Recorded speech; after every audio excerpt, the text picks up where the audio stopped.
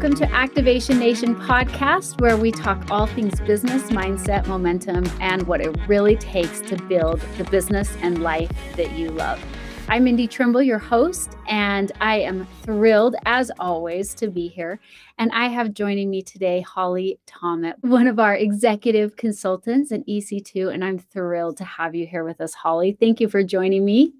Thank you for having me. I'm excited to share today. Well, we are going to talk all things events today. And, I love events. We had a period of time where we did not have in-person events and it was all online. And the last few years, we've been able to get back together in person. And I feel like it has been absolutely amazing. And it's so powerful. And so we have some fun things coming up. We have our global convention coming up this year, which I'm always thrilled about. And it's a very exciting thing to have people from all over the world coming in together and really for one purpose. And so that's always a fun thing when it's a year that we are having our global convention.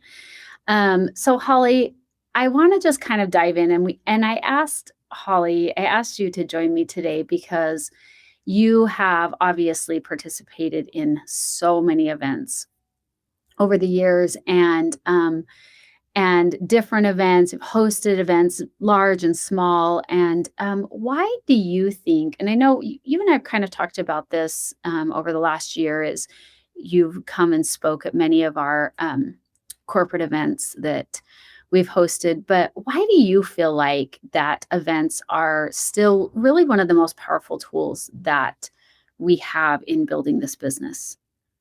Yeah, I love that question, Mindy. And first of all, I had a really good example set for me when I started the business, right? I had leaders explaining the importance of events. And so I was a big believer from the get-go. And my very first event, corporate event I ever attended in 2018, I was a newer consultant, didn't really see the vision yet. But when I got to that very first event, it was life-changing. And I don't say that lightly. I'm here today because of that event in 2018. And I know that I know without a doubt, I would not be here as an executive leader with a team that I love, part of this company that I love, if I had not been there at that event. And it was a global event in 2018, right there in Salt Lake. Nice. And so I know personally how events build belief, where I know that decisions are made at events. It doesn't have to be a huge event. It doesn't have to be a corporate event. Decisions are made even at the smaller events that we host. But the corporate events, the networking, the validation, the conversations that take place, the vision that is instilled in people at those events, you said is one of the most important things. I would even say they are the most important thing that you can do, is to be at events, host events, all of it. Events are, we can talk about this all day. I could say forever and list the benefits because it's almost never ending. Yeah. Well, so you mentioned that your first corporate event was Global Convention in 2018. Do you remember what the first event that you hosted yourself was? Yes. And another reason I'm a big believer in events is my business was built on events. I was new to this industry. I'm a horse trainer and a coach here in Michigan. This is nothing I'd ever done in my life. And Stacy King, one of my upline leaders, she lives in Florida. I'm in Michigan, as I said, and she helped me launch my business. And it was event after event after event. So the first one I hosted, I didn't know what I was doing, right? I just followed the advice of the leaders. And let me be honest, when we were hosting our first events here in person in Michigan, and when we would talk about the business side of things, I would kind of be like, oh, can we just talk about the product? We get really shy about the business side of this, and the business side is so important and it's such a blessing. What I learned very, very quickly was that we have to tell the whole story at the events. We have to tell the whole story. And so while I was sitting there going, oh, I love the products, I love the science, I love all of that, and I'd be like, can we talk more about that, less about the business? And Stacy King was adamant. She said, absolutely not. We will tell the whole story every single time. And you know what happened at every single event? Every event, my first year of this business, new business partners, new business partners, new business partners. Yeah. So they are so powerful for building that belief. And so my first event, didn't know what I was doing, followed the system that was in place, what I was taught. and quickly learned the power of those in-person events for several reasons that we can get into later. But so Yeah. once you have that first one and you take that step and you do it, the second one, the third one, the fourth one, we just did them over. Mindy, we would do events 3 or 4 in a weekend. She would come from Florida to Michigan in the dead of winter, this Florida girl, and she would go to horse barns with me, and we would do events at horse barns all over the state of Michigan. And it was incredibly exciting. And success loves speed. Yeah. In events will shorten the whether you call it a sales cycle or the enrollment cycle, it is the number one way to shorten that cycle so people can see the vision faster and say yes or say no sooner. We want people who are open and who it's a good fit for. So, Absolutely. right, Yeah. we don't want to invest our time and time and time for someone that is going to be a no in 2 months or 3 months. If now's not the right time for them, let's find out sooner rather than later. But more Right. often than not, it's going to be a yes. And so it's a great way to build your business. I love that. Well, I love that you shared that your first event, you didn't know what you were doing. And my guess is it probably felt really scary. And we hear that a lot from people is, that it's sometimes it's hard to do that first one and it does feel scary and you do feel maybe have a little bit of that imposter syndrome of am I really capable or able to get up and share about this stuff that I don't know everything about, but I'm guessing that it got a little easier as you continued on. Yeah, and in the first events, and I think what the beautiful part of this system that we have is, and what we do in this company and the support that we get is, I didn't have to present at my first event, right? I hosted, Stacy came and presented. And so I got to learn from let your upline, let your leaders help do the heavy lifting for you, take the pressure off. And after you've done that a few times, well, then you see, well, I can do this. I can share what's being shared. And yes, it's scary and intimidating, and I had to do my first presenting during COVID when we weren't meeting as much in person. It was more, on Zooms. And Mhm. so to me, it's a little harder on a Zoom. I like the energy of being in a room with people, but I Yeah. got, I just went ahead and did it, and travel wasn't happening as much. Stacy wasn't coming up here as much. And so I hosted my own presenting on my own via Zoom for the first one. And once you, like you said, once you know that you can do it and you keep it simple, Yeah. simplicity is key. We can talk more about that too. But once I realized that we didn't have to complicate it, like you said, we don't have to know everything we think we do. Yeah. I teach our team we are to be the librarian, not the library, right? So Mhm. we're the connector. We don't have to have all the information and all the facts. We want to just share our story, help others to see the vision and decide if it's a good fit for them. I love that. That's great.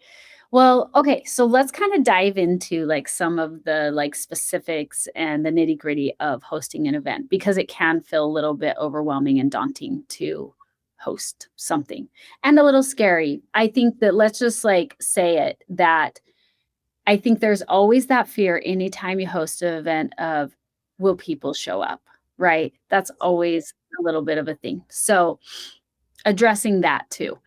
What do you do? What do you feel like are your absolute, like, must-dos when you are thinking about planning and the prep that you do to get ready to host an event? So you've decided you're feeling, you've had some mentoring with upline or crossline or somebody, it could be even be somebody that's in your area because maybe your leadership is not near you. Of Find course. find those events to go to learn from regardless of who they are and where they're at. But you've done all that and you're ready to host your own. What do you do? What are your absolute must-dos for getting ready, planning, and preparing to do that? That's a great question, especially if we're speaking today to people who are, again, hesitant, like you said, to host their first one, right? So, how do we help you take that step and host the first one? Again, keep it super simple. Some of the basic things that are non negotiables for us is number one, find a date, right? Find a date that works for your people. Sometimes weekends are tough in some areas, other areas, weekends are fantastic. So, know the people that you're going to be inviting and what is going to work best for them and for you. So pick a date, pick a time, evening, a Sunday afternoon, a Saturday, Friday nights, whatever works. Find a date, put on the calendar. And then you find a venue. Now, the venue can be your home. Some people aren't comfortable having people come into their home. I love hosting, so I love opening my doors to anyone who wants to come in. But it can be a coffee shop. We've got a newer consultant who just booked a bookstore who has a cute little venue space. And it was $25 for an hour. $25 an hour, right? Such a small investment. So you may have to pay a little bit for a venue, but it doesn't have to be a lot of money. It doesn't have to be a big investment at all. So So you got your date, you've got your venue. mhm. People love homes. They love small spaces, in my opinion. They like the warmth. They like it to feel personal. But if it's a bigger event and you're putting a lot of people, then maybe it's in a hotel and you book a room at a hotel. That's available too. We personally don't do that because we're always opening our homes up, and we have some great venues here in Michigan that we can utilize. I mean, So depending on the time of the year, it could be even like a outdoor of area. course. Yep, Like, we have a great lead on our team, excuse me, Lisa Bombers, and mhm, she hosts every single month in a coffee shop. In a coffee shop. She has that's a awesome. date and time to every single month. She's been doing it now for a couple of years. And it's this quaint little coffee shop, and she just gets a group of people in there every month. Her whole team can invite to it. And it's the consistency of that is beautiful. But so you got your date, you've got your venue, and now you start to invite and you start to promote. I am not a big promoter too early. That's probably because I'm so not a type A. I'm not a big planner. So I find if you ask me what I'm doing in 3 weeks, I don't know what I'm doing in 3 weeks. So I don't invite people to something 3 weeks out, right? I think 10 days out is adequate. Some people might disagree with that. Do what you think is best for your people. But Yeah. typically, 7 to 10 days, people might know what they're doing. And I will invite right up to the day because you asked me this morning what I'm doing tonight, that I can tell you, right? Am I free or am I? So we encourage our team to invite 7 to 10 days out and then keep inviting all the way up to the day of the event. And so invite and promote. Let's talk about inviting real quick because that's super Yeah. important. It's so hard if you just throw an event on social media and expect people to see it or to respond. To Yeah. me, events really require that personal touch. People want to know why you thought of them, why should they be there. So if you're not going to call them or invite them in person, I have people on my team who still send handwritten invitations to events because who does that anymore, right? That stands Absolutely. or lead someone a voice message, but something that's more personal than just now you can make flyers, you can absolutely promote around your town. Absolutely. In your church, in your whatever hobbies you have, you can promote to people, but make it personal whenever Yeah. you can. Um, And I think if you're all on social media, like if that's the way that send them a personalized yes, DM, exactly. a personalized Yes. message. "Hey, I wanted to invite you to this because I know that you're interested in XYZ, or we had this conversation and I have this event I thought you might," like you said, make it personal. S 110%. Why do Yeah, you think women, what are they going to get out of it, right? And I absolutely. utilize social media a lot, so I'm always using voice messenger. Yeah. You can even do a video message if you want to and send it in Messenger. And keep your invite short and sweet. You don't have to tell them the entire thing. However, very, very important, you have to set the proper expectations. So don't invite somebody to something and then it's like this bait and switch, right? You should be very upfront about the fact that we have an incredible opportunity in the wellness space. And we're going to talk about benefits to our health. We're going to talk about the business opportunity. Make sure people know what they're coming to so they don't feel like they've been tricked or duped in some way. That does not build credibility and trust when you do that. And you want the right people in the room. You want people that are open to be there. And so you can make it fun though. You can make it like a sip and glow. We've had where we call it collagen and cocktails. You can come up with fun names, but let them know the purpose of what the event is. But get those invites out. And the other thing about invites, Mindy, that I'll say is really important is invite way more than you think you should. So if Mhm. you're having it in your home and you're like, well, I can't fit more than 10 people, you should be inviting 30 to 50 people and Yeah. you'll find your 10. If you invite 10, you might get one, you might get none because people are busy. They're distracted. They don't know what you know. So, I mean, we invite by the dozens and dozens. Anyone we can think of, we invite to get the few who can show up. So we've covered get the date, secure the venue, get out the invites, and continue to follow up with those invites. If someone has said yes and they've RSVP'd that they're going to be there, set the expectation that they're going to be there. Don't follow up the day of and say, I hope to see you tonight. Don't leave that out. If they said they're going to be there, follow up and say, I can't wait to see you tonight. I can't wait for you to learn what I've been learning. Set that Absolutely. expectation on that follow up. And then Mm. go ahead. Oh, I was just gonna, well, finish what yours. I was just gonna say, so we've made it up to the event. Yes. Yes. So now people are gonna be coming in, right? You've got some yeses. And make sure I speak to in a minute. Make sure I speak to the fear of the nobody showing up, because that's a really important thing. I got a great story on that. But see, here's some. You want me to give you some of my key tips though on the day of the event, like what to do, because I think this is important. Have some music playing in the background. When people arrive to your venue, people are going to be uncomfortable to even talk because they don't want to be the one that's being heard. Everybody have some fun music in the background and make it inviting to them. Have some snacks, have some beverages, but simple. And the reason you want to keep it simple is because you're going to have people there that you hope are going to join you. And if they see you hosting an event, looks like it costs hundreds of dollars and a ton of time, they're going to be like, I could never do this. Do But this. if Yeah. you keep it inviting, keep it warm, be hospitable for sure. But don't think you have to have a spread of, a catered event. It can just be some light snacks and some beverages. It's Mhm. going to be about making it fun and making it inviting. People are going to remember how they felt at the event more than just the information they received. So how they feel is very important. So some music, some snacks, some drinks, and then however you want to start your event, whether you're presenting or someone else is presenting. If someone else is presenting, make sure you're edifying that person properly so that they have credibility in the room. That's really Mhm. important too. And then, introduce them and let them take over and do the presenting for you if that's the way you have the event set up. I love that. So, what do you feel like is the best balance, or how do, when you're thinking about the content of, okay, what am I going to share with these people? They've made the effort and taken the time to come here to this event. So of course you're trying to make sure that it's worth their while, and also give them as much information so as you can, so they walk away feeling like they know, but at the same time not completely fire hose them so that they don't feel overwhelmed.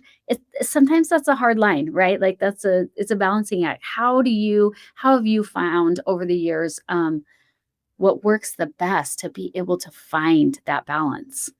Yeah, that's a great question and a hard one for sure. And I would say don't be afraid of doing it wrong before you do it right, because wrong still works. I did a lot of things wrong, you might say, but it still worked. We still grew, Yeah. and you learn as you go. If you're excited about the products, you're really going to talk a lot about the products you're going to share, and that's okay. But make sure you don't leave the business side out, because you don't know who in that room is praying for a business opportunity. So don't ever prejudge people.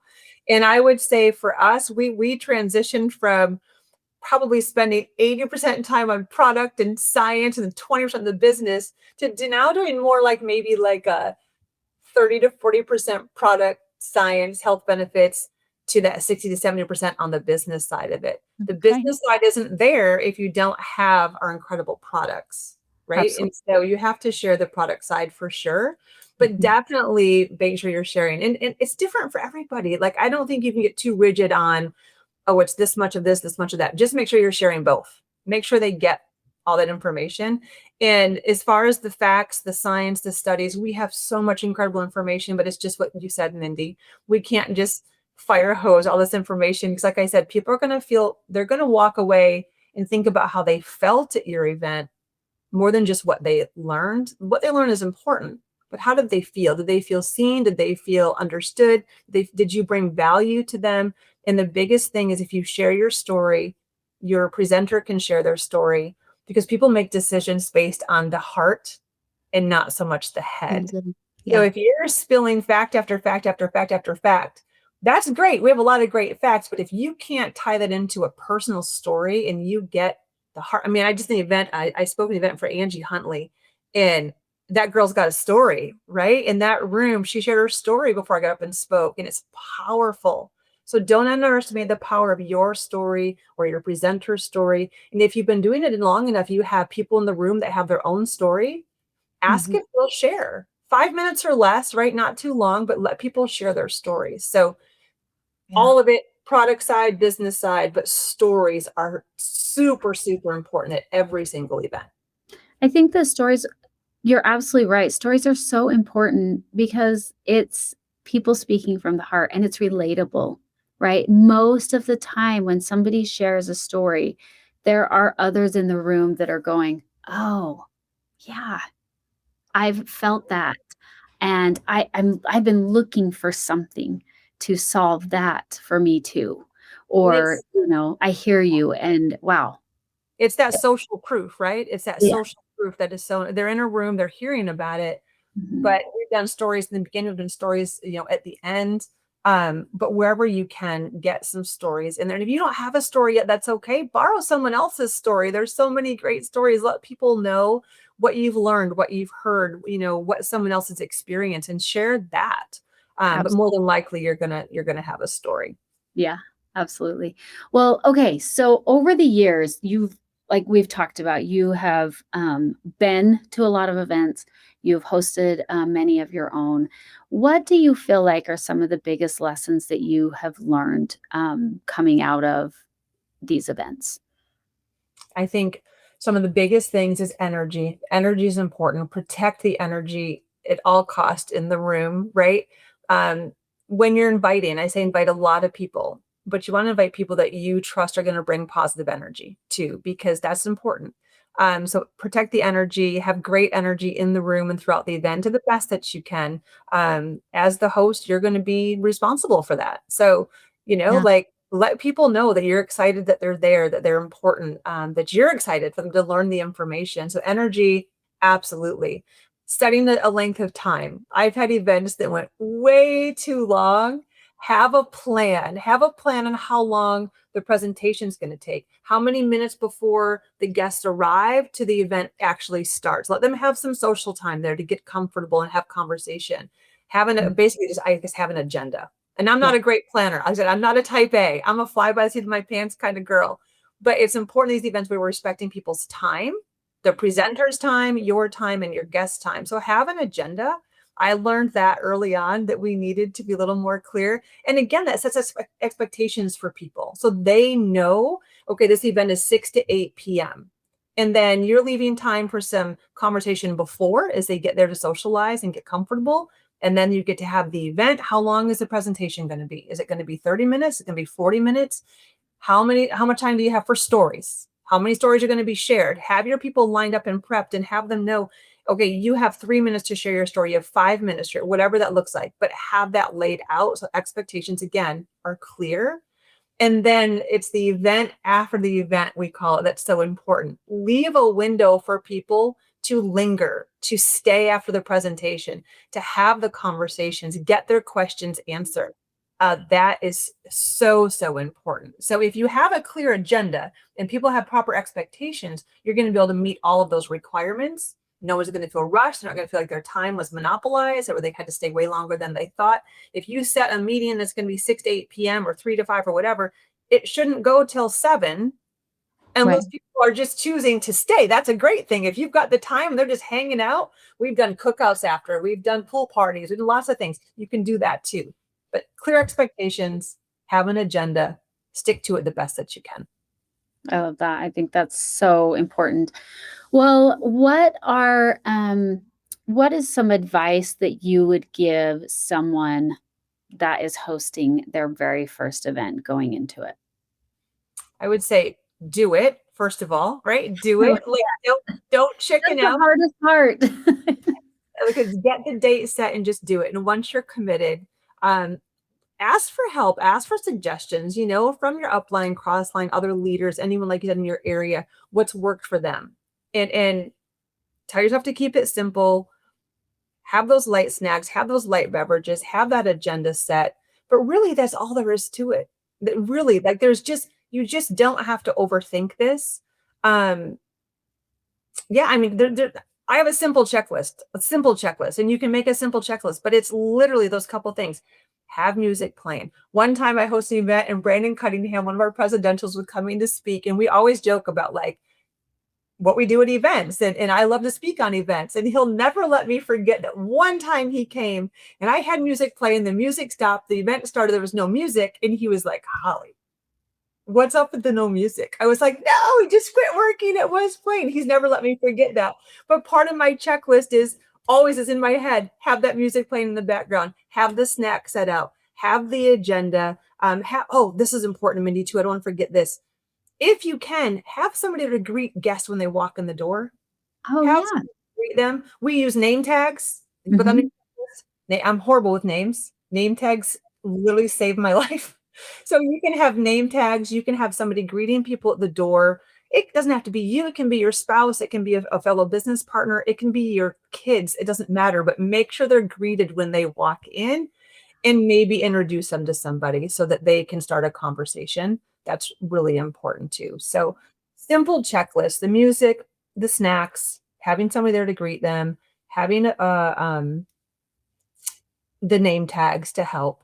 And if you choose to, we love to have people's contact information to follow up when you're welcoming them when they come in. If you can offer some kind of little drawing, doesn't have to be expensive. It can be something we've put together, simplest little baskets or, just little things for people.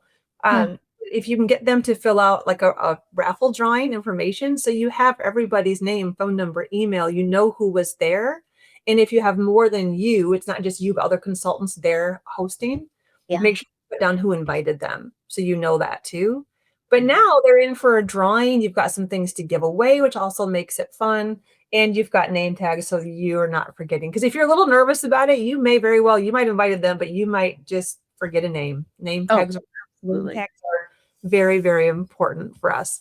Am I forgetting anything? My goodness. Well, you wanted to touch on being afraid of having no one show up. Yes, I wanna make sure I gave 'Cause kinda no. that is a big fear for a lot of people, and understandably so, right? That Yeah. feels scared. Yes, people get so hung up in, "What if it goes wrong?" Mhm. Don't ask, but what if it goes right? What if it goes really right? What if it exceeds your expectations? But even if it doesn't exceed your expectations, I want them to hear this story. We have some great leaders on our team, Jared and Amber Dawson, and they have hosted monthly events, much like Lisa Bombers, for quite some time. And listen, if you're hosting month after month after month, you just know there are going to be some events that aren't as big as others. Right. And one event that they had, one couple showed up, actually one guest, and she happened to bring her husband. One. That one guest that was there, and I was presenting for them, and I drove, 45 minutes they felt so bad. And I'm like, whoever's meant to be in this room will be in this room. And if it's just them, we're going to talk to just them.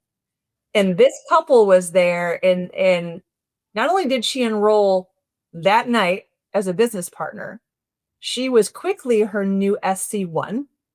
And at the next event that they hosted, they brought several guests with them. So don't ever feel disappointed or let down or like it wasn't worth it for one person to show up. Treat that one person like royalty. Yeah. Make it so that they're going to so appreciate that. And you can say, hey, sometimes dates are tough for people, but I am so glad that you are here. I can't wait for you to learn what we're going to talk about tonight. Be excited that they're there. To let them know, like, hey, I'm glad it's just you. This is amazing. We get so much one-on-one time. I can't wait to catch up. Like, just let them know you appreciate them being there and trust that the right person is in the room. Oh, that's great. It's and, how exciting then for them too, like you said, to just catch up and get all that one-on-one time, answer all their questions, all the things. Yeah, and the excitement that she and her husband had when, they left and to have guests coming back and new business partners, Mhm. that's what you're building. It's that if duplication, right? They keep the event simple and people can see, well, they can do this, I can do this. And the heavy lifting can be done by your upline or your cross line as you're just getting started. Just don't feel like you have to carry the weight of it all on your own. That's what we're here for, is to help you. And as you learn to do it, you set the example for other people that are going to join you in your team, and you'll be able to help them. And you keep building that throughout your whole organization. Absolutely. Well, Holly, thank you so much. I am so thrilled to have you on here and all the things that you shared. Like I said, Holly hosts so many successful events and has over the years, and I'm sure you've had many that have not gone great also. And so she's seen it all and experienced it all. And so thank you so much for sharing so many great tips and your knowledge that you have from the experiences that you've had over the years with events. Yes. One last thing before we end. I mentioned we've got Global Convention coming up, which is so exciting in October. Make sure that if you haven't signed up or registered, that you do. We have that special price of $179 going through the month of June. But we also have our virtual Activate coming up on July 11th. And this event is nice because it's really informational. It's different. It's not in person corporate hosted, but we have a lot of people all over hosting events in so many different states. And so this is a great opportunity to get together with people and watch the event together, invite people, get with your upline, or maybe it's just someone in your area. There are, like I said, events being hosted all over the place. And so it's really a great opportunity to even maybe meet some new people within LifeVantage that you haven't met before and join in on their event or host one of your own and invite those in your area, team members and cross lines. So Holly, are you having an event? Are you joining an event? Oh, you betcha. We always host the watch parties. We don't it's corporate office event. You I better believe think we're getting together and actually and then if it's recorded, right, and we're together in person, sometimes we'll rewatch it via Zoom with those that couldn't be in person with us. So we're still doing it together, right. which I love. But we encourage if they can't be here, absolutely watch it. Yes, we every advantage we can take of getting together in person is that culture, that community is so important. So important. So get together in person. I do have one thing to add, if I can, Mindy, on those events that I think is important too. And that is the events kind of force you to take action and get those invites out, right? We said success loves speed. If you're a new consultant, you cannot host your first event fast enough. You can't. It's so easy to put it off. And you will be so thankful if you just jump in, set the date, do the event. You want to grow your business fast. You want to get a paycheck as quickly as you can and build your belief as quickly as you can, because it can be a little scary, a little bit intimidating. So that's number one is do it as quickly as you can. Get an event on the calendar. But the second thing is it's going to force you to get those invites out and start those conversations. And so even if you don't get a ton of people attending, you've now got several conversations going. And Yeah. even the ones who RSVP that they're going to make it and they don't, for whatever reason, they can't be there, you now have an open door to say, you know what, I'm so sorry you missed that event. We're going to do it again on the next date. Have another event date set, know what to invite them to next. Or maybe you're going to do a Zoom, something to keep the conversation going. And the ones who do make it to the event, follow up with them as well. That follow up is so important. So whether somebody says, yes, it's not a good time, or they were there, you have to continue to follow up with each of those categories of people. And that will just keep your business moving forward. So don't just think the event's the end. The event is the beginning. Get them to the event and then keep the conversations going. Yeah. Super, super important. Oh, well, thank you so much, Holly. And thank all of you for joining in. I hope that everyone was taking notes and creating in your own mind what you want your event to look like and how you're going to execute it, and keeping it simple and having fun with it. I think that's the biggest thing. We have such a fun community and culture here. Have fun with it and make it fun for your people that are attending. So thank you again, Holly, and we will see all of you next week on Activation Nation. Bye, everyone. Bye-bye. Thanks for listening to today's episode of the Activation Nation podcast. If you haven't already, be sure to subscribe for future episodes and updates, and share with a friend or prospect that you think could benefit from today's conversation. Check the episode description for any links or disclaimers, and we'll see you next week for another episode. And now, the legal stuff. The sales earnings disclosed are potential gross earnings and do not account for expenses incurred in building a business. The average 12-month earnings of a typical U.S. consultant who earned in 2024 are $683. LifeVantage does not guarantee any income or rank success. A consultant's earnings will depend on individual diligence, work effort, and market conditions. Visit the LifeVantage Income Disclosure Statement for more information.